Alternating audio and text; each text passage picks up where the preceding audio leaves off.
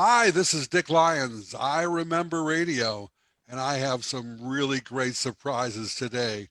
Along with our fearless leader, Al Anthony, we have Doug Collins and Greg Powers, some of the historic DJs that worked for the mighty 590 Tiger Radio.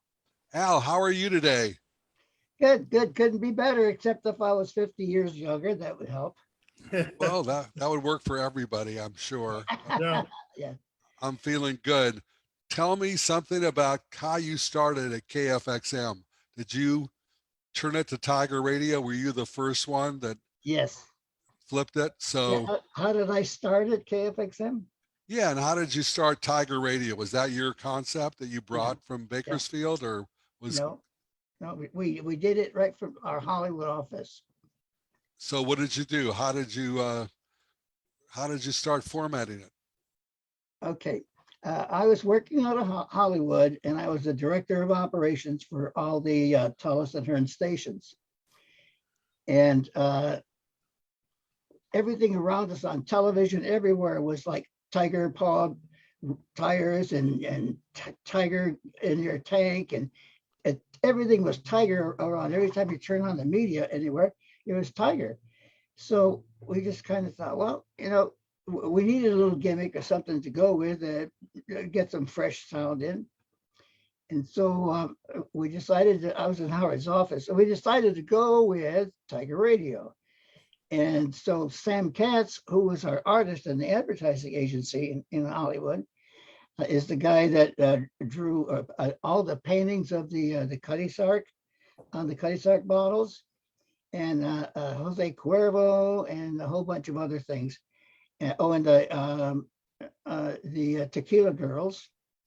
He did 12 paintings of those, and they got all kinds of awards. Anyway, so he sat there and started drawing and thinking of a caricature of a tiger.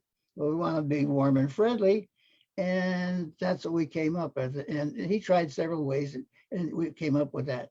So since I was working at all the stations, our stations from Hollywood, then I sent all the logo stuff and the stationery and everything to do with tying into the Tiger. And so I had some jingles made for it. And so we just went with it at all of our stations. So pretty much, the same format at all of our stations and all Tiger Radio. And how did you find Howard Tullis and John Hearn? Uh-oh. Do I have to answer that? You don't have to answer anything. Well, Howard told us it was a love-hate relationship over a quarter of a century. And he gave me breaks to let me do what I wanted to do. But on the other hand, he curtailed me, and he just every way, he unknowingly probably kept me from doing a lot of things I tried to do and wanted to do, but including him hiring people out from under me to be program directors at the different stations. And a couple of them I objected seriously. And you know what that got me? Nothing. And guys I'm thinking about is like Jockey John Stone. He said he was the program director of KFXM. Immediately, know what he did? He changed the format. He got rid of all the Tiger stuff. And guess what? What? He turned it into Big Top Radio. Big Top, like in the circus with the carousel, and they used that for a logo and tried to with a calliope. Can you imagine something in the 20th century doing that? Calliope jingles. I can hear them now. So anyway, it wasn't long we got rid of him, but not until it took me about 6 months to get Larry Lujak to come down and work with us from Oregon, Washington, wherever he was, and it took a lot, but he finally came. And when he got there, unfortunately, he had to work for Jockey John Stone. And I told him to put him on the air in the afternoon, and he did. And after a few days, without my knowing, he just decided, okay, he moved into the all night because he was jealous of the way he sounded. Well, it started on a very, very bad note for Larry. And so it wasn't long before we lost him. And when he left, he just couldn't spew enough hate for Tullis and Hearn radio stations in KFXM. Oh, that's too bad. Well, he became a superstar in Yeah, he did. WLS in Chicago, or Yep. I can't remember the call letters, but he was a big deal. Yeah. Well, I'm really interested, Doug. You have some history, a lot of history. Tell me about how you started at KFXM, how you met with Al, and tell me your story. Well, I had dropped out of radio, which is a euphemism for I was fired at a radio station. Been I there, had, done that. yeah, everybody has. I had gone to work for a personal finance company, and I was rejoining KDUO, the KFXM FM station, 2 rooms away, doing part time to supplement the huge salary I was getting from the personal finance company. And Kim Mariner got a job offer. He had always wanted to be in television. He got a job offer from Channel 2 in Los Angeles, but it was predicated on him leaving right now. Literally, hang up the phone, grab your stuff, and come. So Al came to me and said, could I sit in the mornings until he could find a morning replacement? And I talked to the people at the finance company. They said, yeah, you don't take a lunch. You can come in at 10:30. So I sat in as morning man for 6.5 years. That was a long shift. That Yeah, was. well, I guess you never found, and until you guys found Jim Zippo, you could never find anybody to replace me. Oh, Uh, that's amazing. Al, you Doug, going to say something? you always did your job, and we got along pretty well most of the time. Yeah, you're stretching that for television, aren't you? Yeah. We fought like cats and dogs, Al. Yeah. I remember one time the maddest I ever got with you was I gave you 6 motorcycles to give a motorcycle Yeah. a day. Mm-hmm. And I don't know how you did it, but somehow or other, before the half the week was over, the motorcycles were gone. You got rid of them too fast, and somehow I don't know how it happened. And so we got into that about those motorcycles. I said, damn it, I Doug, remember. you know what we could have done with those motorcycles? We were trying to get some mileage out of them, and you might as well have dumped them in the damn pool at the Holiday Inn. You're And, forgiven. and then Doug, being much taller than I am, he stands up tall like this, and he says, well, he's just giving his response to that, but he stands up as tall as he can. I said, I know you're taller than I am, but you don't intimidate me one little bit, so you can relax. And So how about you, Craig? Tell me some stories about how you started with Al Anthony and Tiger Radio. Well, I think I was one of those PDs that Al didn't want in there. But I actually am so glad to be on this call, because I got to tell Al that, when I was at KFXM, I was a young man. I was 20 years old. And Jeff Salgo was the PD that had hired me, and Al hated Jeff Salgo. And little orphan Annie. Yeah, and Jeff Salgo left, and all of a sudden I got made the PD, and I think by then I was 21 or 22. And then I was also working part-time at KISS FM on the weekends. So back in those days, I was a pretty cocky, arrogant young man, and Al Anthony knew that, and he didn't like it, and I didn't care at the time. But looking back, I'd like to apologize to Al for all of that back then, because as you know, we grow up and mature and move on to different radio stations and jobs in the music business, and you learn as you go. And I've learned so many things about Al Anthony as I grew in the business that I didn't know at the time when I was at KFXM. Please share with us. And I wish I would have known those things when I was at KFXM, because I would have been more of a sponge off of Al Anthony. I could have learned a lot more than I did. In fact, I did learn a lot from Al, because Al was the PT Barnum of radio, and he knew how to do promotions and contests with zero budget. And so that's the one thing I really took from Al back in the day, and I use that moving forward in my my radio and my music career. But Al was a general manager, and so was Bob Bennell when I was there. And so it was a split general manager team. And so we didn't have a lot of one-on-one every single day, because Bob and Al were more concerned with what's going on in the sales department than they were in the programming department, because KFXM by then in the late 70s was a huge machine, like a cruise ship. You couldn't stop that cruise ship it would take a lot to turn that cruise ship around. And momentum. The momentum was huge, and we were awesome until one day. And that one day, and I know Al remembers this like I remember it, I was in Al's office. It was either 79 or 1980. And this station debuted called 99.1. And we were in Al's office listening to this. It was on FM, 99.1 FM. And it came on the air with 50 minutes of music nonstop every hour. And they were playing the same songs KFXM was playing. Al and I looked at each other and we said, it's over. Oh, wow. KGGI.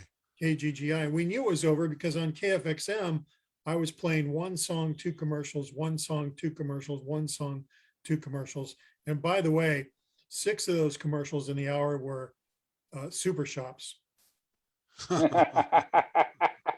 a guy named Doug Collins. And I loved his. Doug made a career out of super shops, didn't you, Doug?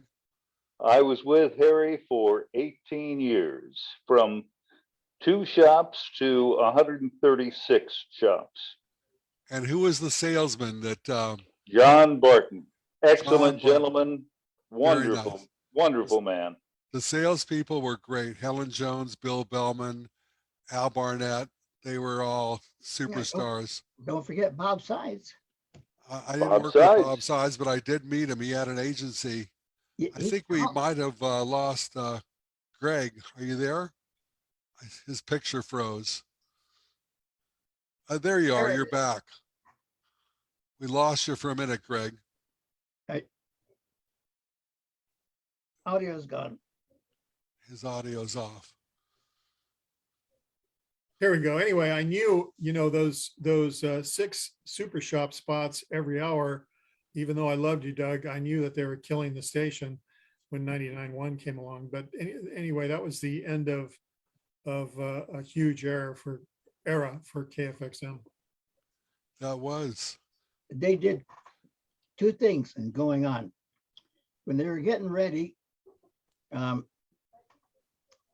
they were supposedly in the studios, setting up the studios and stuff. And somebody said, "Hey, the microphone is on."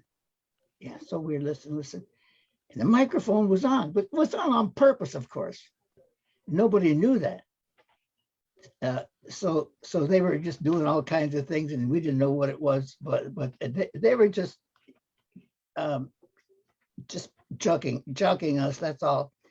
And I even remember the song that came on, and I'll never forget it. What is it? My Sharona. And they hit that thing with bam, bam, bam, bam, bam, bam, bam. Boy, it was wild, and they kept going ever since. We didn't have a chance, but we stood up. Well, we were. I kept saying at the end, we were the last rock pile on Earth, and we're the last one to go. The last AM rock station. We still had pretty darn decent ratings, in spite of everything. And you couldn't talk Howard into switching KDUO to KFXM? We tried. Yeah, and Everybody tried. but John Hearn, he'd sit there and drink and get drunk every day and listen to it from at the beach in Ventura County, and just listen. He called me every once in a while and he says, I'm just listening to KDUO. And he says, you know, I just heard some good music and several in a row. He said, I just recognize that as the fine Italian hand of Al Anthony. Oh, I didn't deserve it, but anyway, I you didn't took the argue. compliment. Yeah. So one of the two of you, and I can't remember, I apologize, was the sign-off person that when KFXM last day, last Craig. hour. Craig, tell me about that. You said it was the saddest day in your radio career. It was, looking back now, it was the worst day in my radio career. I hated it. And I knew what was coming next, which was Music of Your Life. And I couldn't even tell you what song I played or what I said at the very end. I know at the time it was pretty dramatic, but I don't remember. I don't know if it's because I choose not to remember or what, but Probably. it was a terrible time, just awful. I remember signing off the last song and then signing on the new song, which was probably, Benny Goodman or something. Did you finish your shift? I did. And then the new owner of the station, Charlton Buckley, asked me if I would continue and stay on in Morning Drive. Yeah, right. And so I did. And oh my gosh, I was so freaking miserable. It was the worst time of my life ever. And I thought I was only 25 by this point, and my broadcast career is over. I'm done. I'm going to have to go sell cars or something. But luckily, I got hired on as PD at KEZY, so everything changed. KZI was a hot station too. Go ahead. Yeah, they did a lot of things right. Oh yeah, Craig. Two things I remember about getting in Myth with you is one is you start in the morning, 6 o'clock hour, and you tell a joke, and then in the 7 o'clock hour he told the joke. In the 8 o'clock hour he told the joke. In the 9 o'clock hour he told the same joke. And what the hell? And I don't know what he ever thought. He said, well, and I confronted him and I yelled at him for doing that. And he said, well, audience changes. And I said, what about the people who listen to you all the time? Telling the same joke over and over again is pretty anticlimactic. And so, but I'd hear that in the whole sky. I'd do everything I could to not call on the hotline. And the other thing that I really remember, a real highlight with you, and this he knew every time he did it, he knew he was pissing me off. He'd get ready to play a record and he'd say, here's a record by the Pointer Sisters. 3 sisters, 6 pointers. And over and over and over and over again, he'd say that he knew he was just pissing me off. I love that line. Sorry, I didn't use it myself. That's great. I'm just happy to know that Doug, Al was as pissed off at you as he was at me. Oh yeah, Constantly. yeah. But that's the Italian. This goes away. Well, Al and I only had one run in, and that's because he had me come 3 hours early to my shift to do the news at 11 a.m. on KDUO, and I'd usually walk in late. And finally, he just had enough and pounded his desk until his watch blew apart. Yeah, all over the conference desk. God damn it, Dick. But I don't know about you guys, and I was never afraid of Al, though. It was like I knew that he liked me, and I knew that I was doing a good job, and never was in fear of getting fired or anything. Other stations, they keep you paranoid. Go ahead. I wasn't either because he was so short. Hey, you too. And I'm even shorter now. I've lost 4 inches, and that's just in my height. No, hey, Dick, going back to KFXM, I got to tell you, and Al, while he's on here, KFXM was the station of my career. And I'm sure Doug will say the same thing, and everyone else. I learned everything. I cut my teeth at KFXM. I did news, I did weather, I did interviews, I did the public affairs program, I did appearances, I did remotes from hot tubs, I did remotes from car dealers. Without KFXM, I would have never, ever made it to KISS FM or any of the other places that I worked in my career. So I thank you for that, Al. Well, you're welcome. You're welcome, and you were a good student. And you done good. You all Yeah. did. We Al, all Okay. I'd did. like to add a comment there. All right, shoot. It wasn't until KFXM and working for you that I learned the wonders of side deals, where you're working with a radio station, but because you're working with a radio station, there are opportunities to make a couple of bucks on the side, i.e., super shops, San Bernardino Civic Light Opera, and so on and so forth. And that's why KFXM was a life changer for me. Well, Al was never the highest paid radio station in San Bernardino, but we let us make money doing concerts and all the other things you talked about, which made Well, up for it. well, what happened somewhere along the way that caused us a lot of trouble, and eventually the AFTRA strike. Our bookkeeper at the time used to come in from LA and take care of our books, and he'd come out there and spend a day a week or something. Anyway, he came up, and there is a legal scheme to make a pay on a sliding scale. And so, like I said, if your pay was $600 a month and you divide it into the month by 4.3, then that's how you divided the pay. But then, if you worked overtime, instead of making more money, the scale would slide out to make you less pay per hour.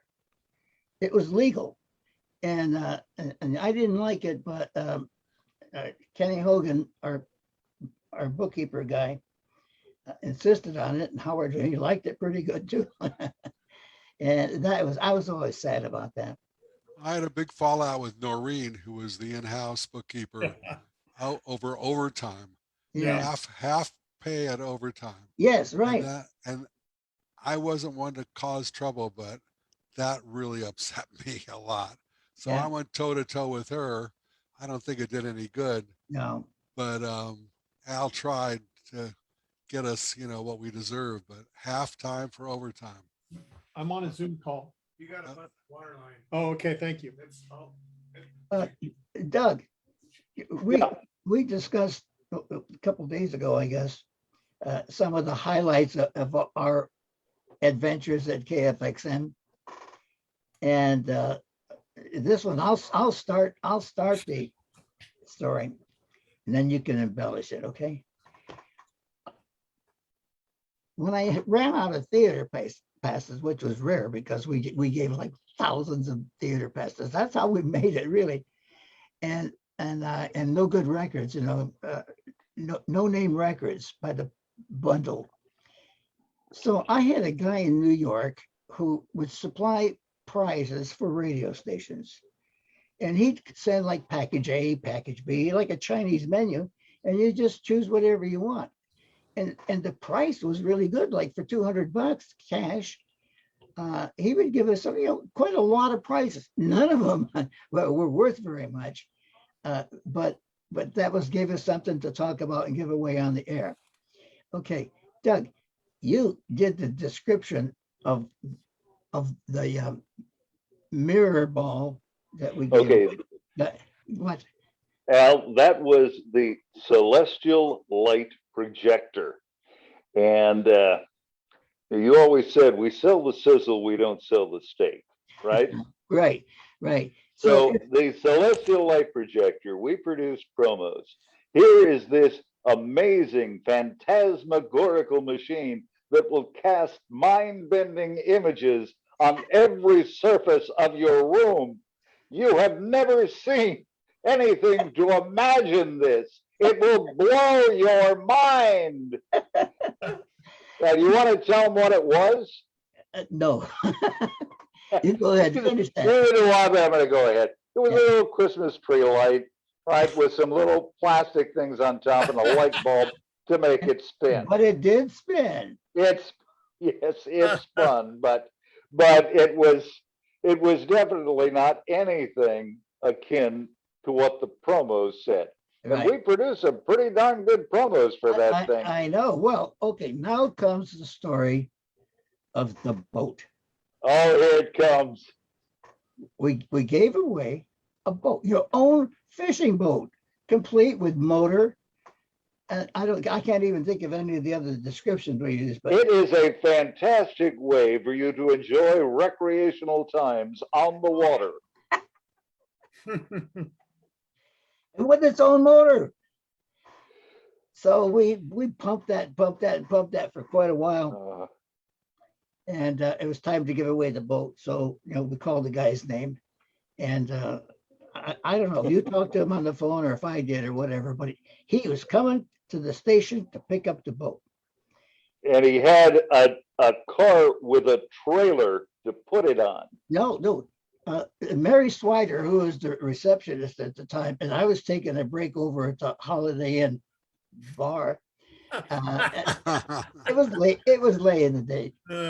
And she comes over. She says, Al, so you got to come over right away. You got to come over right away. Why? What's wrong? He says, the guy came to get his boat. And I said, yeah, okay. So what's the problem? He said, he came in here in a big, giant steak body truck. And I said, you better come over and handle it. So I went over and I told him, well, listen, congratulations on winning the fishing boat. And he said, well, I'm ready to take it. I'm so happy to win it. And I said, well, just a minute and I'll take care of it. So I went to the prize locker room. And I come back with this little package about this big with a shoulder strap. That's a good feature. And I come back and I said, okay, buddy, here's your boat. He looked at me. He says, you gotta be shitting me. And he was so furious because it was an inflatable boat and everything about it was in this little package. Yeah. And he went totally bananas. I don't know how I'll ever calm him down to keep him from striking me, but here's your boat, buddy. We did the same thing when Prince came out with Little Red Corvette. Al, do you remember that? Yeah.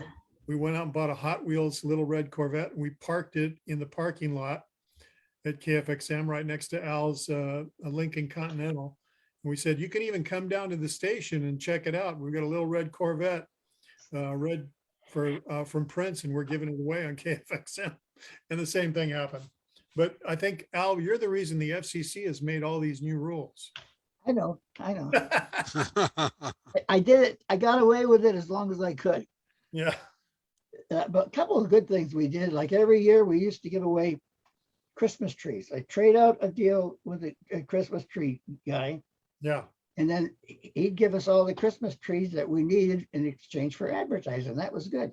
So we gave them away to people who we thought were people who couldn't afford a Christmas tree this year. We want you to have a Christmas tree. Compliments of KFXM. And that filled the parking lot. I mean, from one end to the other. It just incredible. And we did a lot of things like that. It just was fun to give things to people. Like I mentioned the other day, when we gave away I don't know which one of you guys was there at the time. We gave away invisible goldfish. Yeah, that was me. Oh, okay. So on the air, we're saying we're giving away invisible goldfish. Just come on by. No, we don't have anything with you. Just come on by and we'll give you your fish. And they came in by the hundreds and they were swarming for all the entrances around the Holiday Inn into the pool area. And so we're out there at the pool on our knees with a little scoop and baggies. So we hold open the baggie and reach down and get a scoop put it in the bag. And I said, there you go, buddy. There's your invisible goldfish. Take care of it. You don't have to do anything special to take care of it. It's just easy to take care of and take it home. Give it a name. And they go, yeah, okay. And as adults, everybody walk away with this little bag Yeah. with water in it. And it had an invisible goldfish. Look it up, see if you can see through it or so on.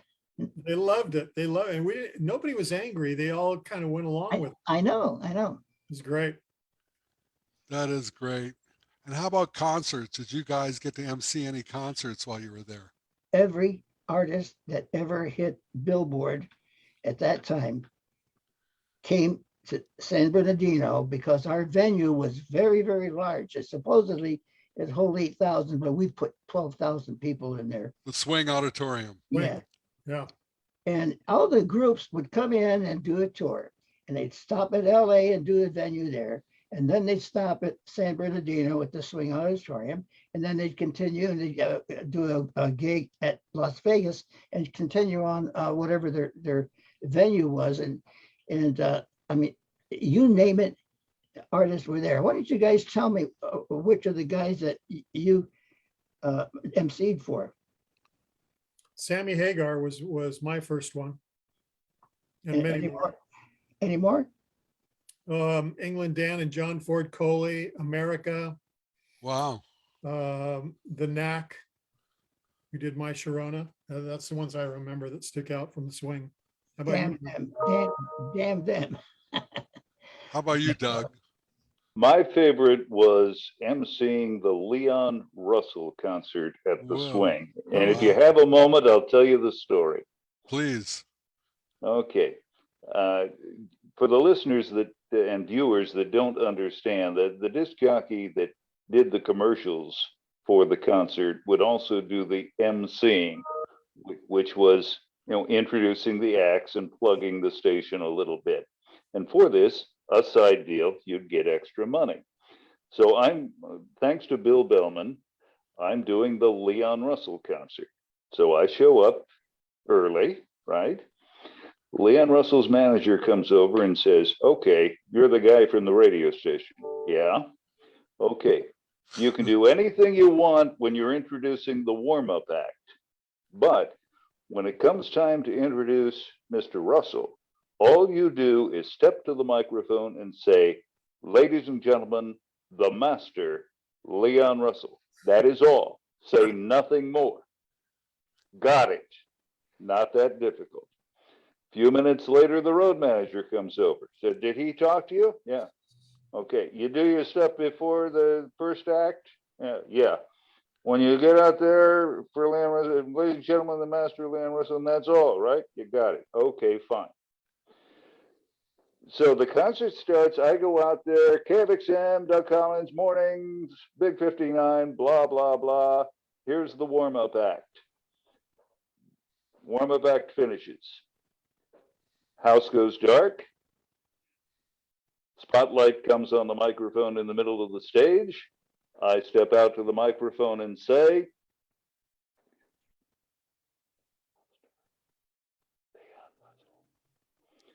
they had taken a lot of time to tell me exactly what I was supposed to say, but they took no time telling the sound man to turn on the damn microphone. So to the Swing Auditorium, which is a huge aluminum building, ladies and gentlemen, the master, Leon Russell, right? The only thing that is amusing about this story is the name of the warm-up act. A piano player from Britain named Elton John. Oh my God. Fantastic. Before he had any of the hits, that was the warm-up act to the Leon Russell show. Yeah, Incredible. a lot of acts were there as warm-up acts that later on became, top name. Dick, you had one with James Brown. Yeah, James Brown, that was fantastic. Bill Bellman was always hooking me up, and everybody else that, wanted to do concerts and stuff. So I got James Brown, and coincidentally, like, I think 2 years before that, I was at LA City College studying broadcasting, and it was a very mixed group of people, a lot of African Americans and everybody, and they turned me on to James Brown. I never heard of James Brown growing up in the area where I lived, and I became a huge fan. And the album Live at the Apollo, I don't know if you guys have ever heard it, but Hmm. it's like crazy good. Just amazing, girls screaming and sounds like they're all fainting. So I was really excited to do it. I almost had to pinch myself. And here 2 years before, I was like a fan, and now here I am talking to him. And he and I hit it off for some reason. He was really smart. He wanted to break his song "Cold Sweat," and he had not crossed over from R&B to top 40. So I played the heck out of that thing, and then he said to me that I'd like you to do 18 shows with me. I'm coming back this summer. There was a venue out in Ontario. It's sort of an outdoor venue. He did 18 shows over, I don't know, 18 days, I guess. I think he did a couple on Saturday and Sunday, and packed houses. And I was there every night, and I brought him on, but basically I brought his MC on who did the big build. But he and I became really friendly. And he was a great guy as before he ever used drugs, or he was like very pure, didn't even drink alcohol. I think he drank champagne. But later I was working in LA, and probably 5 or 10 years later, I was going to the Century City. Um, no, it wasn't Century City. It was the Beverly Hilton Hotel. It was a big circular driveway, and I'd parked my car at the Self Park, and he was walking out, and I go, "Hey, James," and four bodyguards jump in front of me, big guys. He says, "No, no, no, I know him. I know Dick, you know." And he said, "Come get in the limo with me. Are you in a hurry?" I said, "No, no." And he said, "Are you married?" And I go, "Yeah." And he's got any kids? "I have a couple." And he asked me their names. And he opened his briefcase up, pulled a color picture of him and the Pope with his wife. And he wrote, "May God bless you, Richard, Kathy, Elise, and David, James Brown." I, Ah, I wow. can't find it, but it was Wow. somewhere in a box in the garage, hopefully. But that blew my mind. That was like, and I pitched him to do his life story, which that wonderful actor that did Black Panther did. Fantastic movie just last year, a few years ago. And he said, "Oh, Dick Clark has the rights to my movie, but I'd love to work with you." So that was a real pinnacle of my career as far as working with somebody that was really in the record industry. Speaking of the record industry, I got to pass on an Al Anthony story from my early days at KFXM. I think I was 22 and I had just gotten married, and my wife had two kids already that were 6 and 8 years old. And we had bought our first house, and we had no money whatsoever. We were literally eating beans and bread for dinner. And I was the PD at KFXM. And one day this guy comes in. Al, I know you'll remember his name, Donnie Van. Oh, yeah, yeah, yeah. He owned a shoe store, and he was a client of ours, but he was also a musician. He was a young black man. And so he came into my office one day, and he was trying to get me to play his record. And he came in after several visits of me saying, no, I can't play it. It's not on the charts, or it doesn't sound good enough to be on KFXM. The next time he came in and shut the door. And he sat down at my desk, and he whipped out $100 bill, and he set it down on my desk. He said, "Well, you play my record now once this afternoon on your show." And I said, "No, I can't do that." He said, "How about now? There's $300. He said, "Wow, I could really use that money to pay some bills." He said, "All you got to do is play it every afternoon on your show, Craig, or every morning." I said, "No, I can't do that. It's against the law, FCC rules." So he said, 4, 5, 6, 7, 8. How about now? And I said, "No." He said, 9, $1,000 cash, Craig. Nobody has to know a thing about this. The door's closed. Nobody knows. Just play it once every morning. I said, I can't do it, Donnie. I turned him down and threw him out of my office. He left. I went to Al's office and I said, Al, and I just told Al the same story. And Al said, you idiot. I could have kept half and you could have kept half. Well, he did one further thing to try to get me to somehow get it on the radio. So he said, I'm going to send my promotion person over to see you. And, the person wants to talk to you. I said, okay. So I'm in my office and the front desk calls me and said, somebody here is saying their promotion for Donnie Van. I said, okay, send it back. And the door opens. She comes in, shuts the door. Uh-oh. It's like the most delightful young black girl, but I mean, she was like built and everything. She shuts the door and she says, I'm here to try to get you to play the Donnie Van record on the air. And what did I do? I What thought did you about, do? wait a minute, I thought about doing it and sharing it with Craig.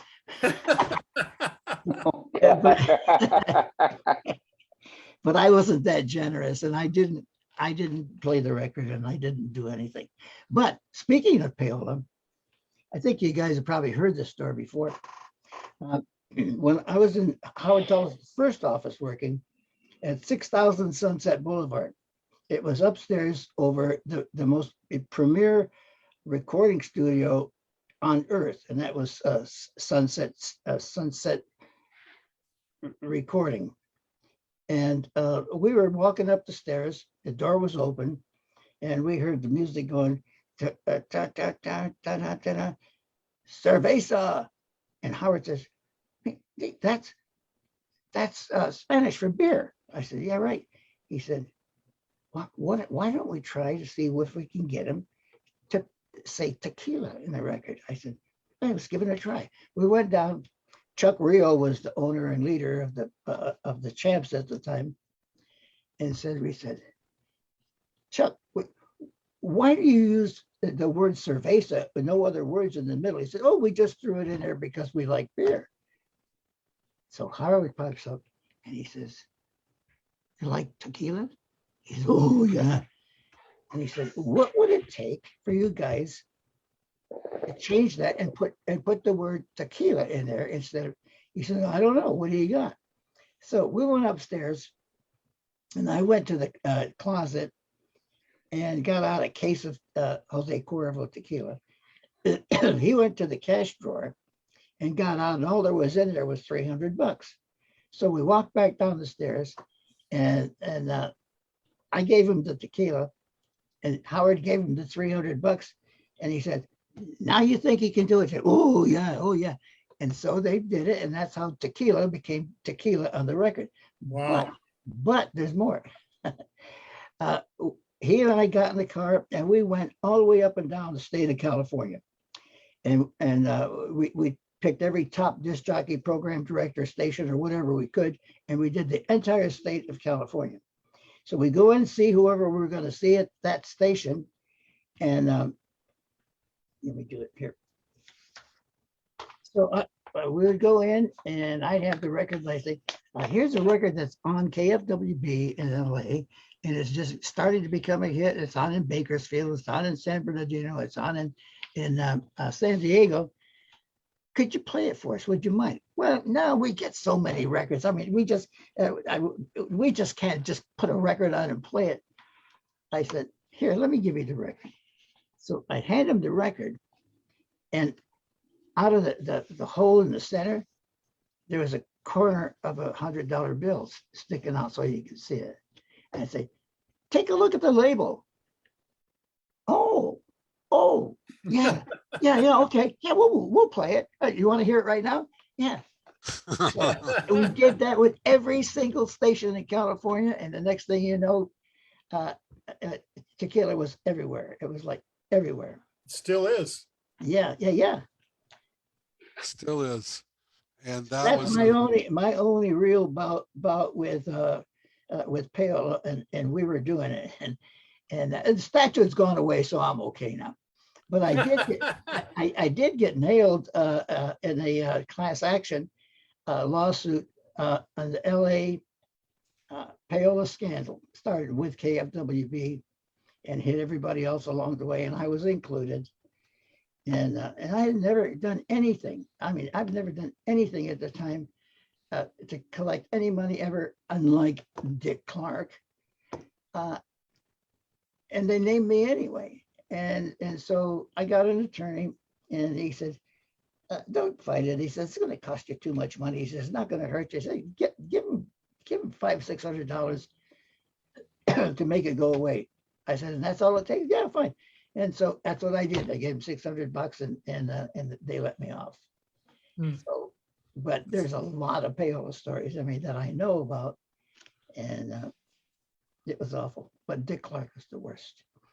You guys probably remember Don Ante, who was the music director at KFWB during their first high climb in the ratings. A little egotistical son of a bitch. Anyway, he thought he was a king of the world. But He was at the time. yeah, you're right. And so all these records, Chuck Blower used to always make sure that he had the KAFY tune sheet there so we could look at it and see what were breaking records before they consider putting them on. So when Don got married, this is how bad it got. All the record promotion guys got together. They bought him a house. They bought him a car. They bought him furniture for his house. And I don't know what else they did too, but I mean, it had to be worth like a couple $100,000. And he'd gladly take it, go down here, had a happy wedding. And nothing ever happened of it. But I think that was probably what finally started the big KFWB payola scandal. Okay, where else should we go now? Well, I have one more Howard Tell Us story. I just want to check it with you, Al, to make sure that it was real. I may have heard it from you, but that he had Mark C. Bloom, the big tire store in Hollywood, was one of his clients. Yeah. I guess he and Mark were big buddies. They probably went out drinking and wining and dining. And I don't know, Mark called Howard one morning and said, "What am I going to do? My secretary just walked out. I don't have a secretary. Do you know anybody?" So Howard makes a couple phone calls, and this beautiful young woman comes in to see Mark C. Bloom. "Oh, Howard Tell Us sent me." And she has a full-length mink coat on. Beautiful, beautiful woman, like a movie star. And he says, "Okay, come in, I'll interview you." And she says, "May I close the door?" The key can't there. And I heard she just opened the mink coat up, and that was all she was wearing. Yeah, you know what Howard liked about her in addition? What? She carried a briefcase. That made it look legitimate. She always had a briefcase with her, and God knows what was in it, but it happened more than once. It happened often. Oh, this was a regular employee? Not an employee, a regular drop-in. He used to come and see Howard in our office in Hollywood, and walk in. He'd shut the door, hear a click, he'd lock the door, and you wouldn't see him for a while. And then pretty soon she'd be leaving. So that reminds me of payola a little bit when I was at KGBS. I used to get some visitations, and I was really nice to everybody, but I wasn't going to do that. Anyway, I was happily engaged to a beautiful girl, so I didn't need it. But people used to drop money in the control room. At KGBS, they were pretty loose. The record promoters used to come in and out. I go, "Hey, you dropped this. Here, this is yours." "No, no, no, forget about it. Keep it, whatever." And in those days, that was right before the payola scandal, and I think it was legal. It wasn't. Never was. It wasn't a big deal at that time. Yeah, they just overlooked it. It never was legal. Yeah, and they "Oh, do you need any work done in your car? I have a great body shop, or I have a great mechanic. Just give me a John call." Fisher. John that, Fisher. yeah, right. Okay. Yeah. So that's I've had so much time talking to Al over the last few months. It's really been a joy. You two gentlemen are just fantastic, and we're closing out here in about 4 or 5 minutes. I'd like to give Greg and Doug a chance to give some closing comments or stories before we sign off. Is this What do you your- remember about radio? This is your radio life. Let's, Greg, you want to go first? Well, I think I pretty much got everything out that I wanted to talk about KFXM, and Al. Just had some great times at KFXM, and it's sad to see the state of radio these days. And I mean, if Al could come in and program a radio station these days, I think he could save it. Yes. Because all radio needs is better content, and the better content is local, it's personality, it's music, it's news, it's weather. It's still the same things it's always been, but radio just doesn't do it these days. And they're too afraid to do anything right now, and it's killing them. And people are going to other places to find that great content. So I'm sad to see, the days of KFXM leave, as well as, KISS FM and all the other stations in LA. It's just a sad state right now. Radio's very lucky to have radio in cars, because if radio was not in cars, there wouldn't be any radio right now. Think about this, guys. How many of you, raise your hand if you have an AM FM clock radio beside your bed anymore? Nobody does. I've looked for them, but I can't find them. I have everything I used to have. We used to go out and buy big stereos, remember, and spend a lot of money on that. Right. Don't do that anymore either. So it's a very sad state, but radio can be saved. It's just nobody's doing it. We need to be better. Go ahead. Speaking of stereo, I got one little story to tell you. I used to have one thing that I felt was very important more than anything was contact. So I answered the phone all the time. I answered all the time and talked to everybody that I could possibly talk to. Yeah. And every once in a while, somebody would say a word of some kind and it would trigger something, bam, put them on the air and let's do it. That spontaneity was really, really good. But connection, they were connected to the story. They know the people that are on the air, their favorites. They know they know the music, they know the format, and it just was something that it gave a whole generation of people entertainment medium that they never had before. Yeah. We were friends. Yeah, We're friends with the audience. yeah, and that's Our best why friend. when we went to the shows with all this stars, we'd be there. We'd be part of it. We'd be this exactly important as the guys do in the band. If not more. Yes, yeah. Yeah. But really. they'd be gone and you wouldn't. Yeah. Hey, Doug, how about you? Well, two quick thoughts. The concept of satellite radio destroyed so many jobs and so many training opportunities across the Let's country. stop. We went from every market in the United States, the top 100 market would have 15, 20 guys learning how to do radio and working their way up the chain. Satellite radio killed that.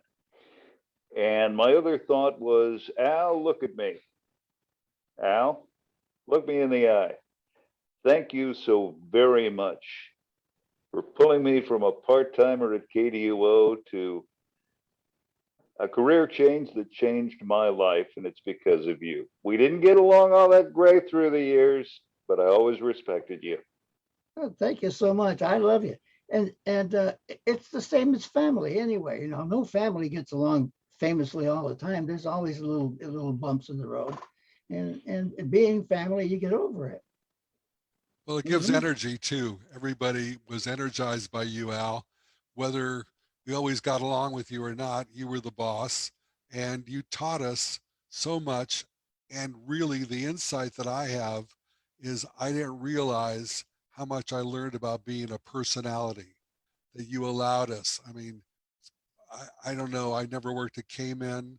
I always loved later Boss Radio, but KRLA and KFXM were more personality driven radio stations. And I think you taught us that.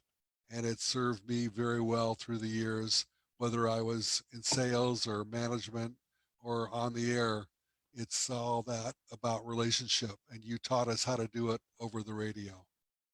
So I thank you for that too. Thank you, guys. I thank you all so much. It just makes me feel good after all these years that we're all still kicking and we're all doing our own thing, and we're all doing okay. And I appreciate that from you guys and for you guys and all the other guys that were around at the same time.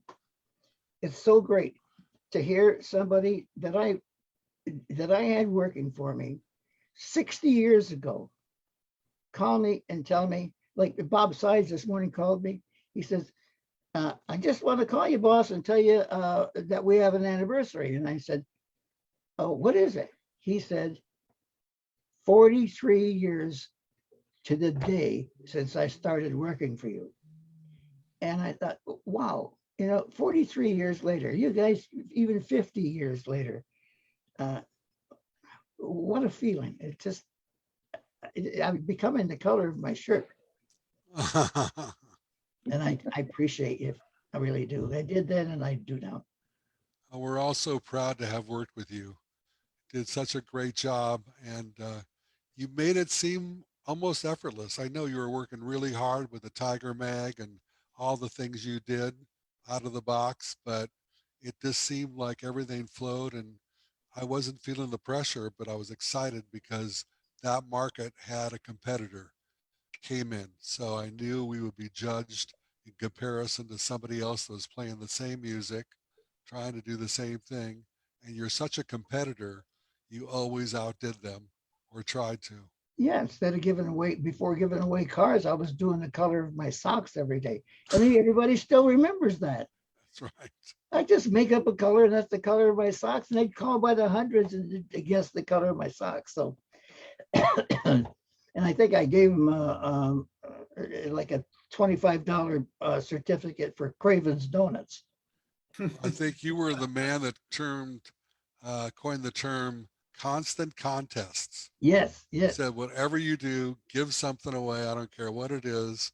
Keep them on. The phones ringing. The phones were ringing all the time. Yeah. Celestial lights, boats. What the hell? Something. Hey, Doug, before we go, can you do a line from one of your Super Shops commercials for us? Buying tires is something a lot of people don't like to do, but buying tires is easy if you remember the key word, performance. Ooh. Wait, one more, Craig, and you'll remember this from San Bernardino, Riverside, and Fontana. Sell, sell, sell. And one more thing, Doug. Your closing line every day. No matter what you do, and no matter who you do it with class. Ooh. That's good. Every day without fail. I like that. My Well, this clo- is. my Go ahead. closing line was 3 sisters and 6 pointers. I know. That will live with us in infamy. I'll never forget that. Thank you very much. Uh, Because that's a great line. I only wish I'd thought of it. Okay, we have to do this again because there's a lot we haven't covered. So there is, yeah. Well, we will. And I'd like to thank Mike Kunart, who is just the creator and the man behind the scenes, our executive producer. And unfortunately, we lost our director and technical engineer, Billy. He passed away suddenly, but we're going to march on and keep doing it. So anytime you guys have an idea, call us. We're ready to do it again and again and again. And there's, other disc jockeys that you think might be good, because we don't ever want to forget radio. That's why this program is called I Remember Radio. So thank you all for being here. And it's been a joy for me. And just thinking about the old days at KFXM, I have dreams about it. It's like one of those things. Yeah. What radio station has a real tiger?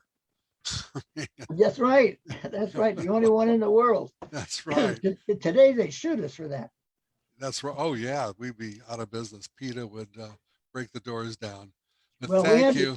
we had to get rid of him because he was eating 35 pounds of chicken legs a day and 2 radial tires, your tires, Doug. And we had to get rid of him. Well, Doug, you know where to get tires. Yeah. Anyway, thanks again. And I remember radio, and you guys are part of the big history of KFXM. Al, 20 years of success, and you really made a difference in a lot of people's lives. So thank you again, our fearless leader, and have a great day. Thank you all so much. I love you. Hi, guys. Thank you. Thank you, Dick. Thank you, guys. Thank you. It's a pleasure.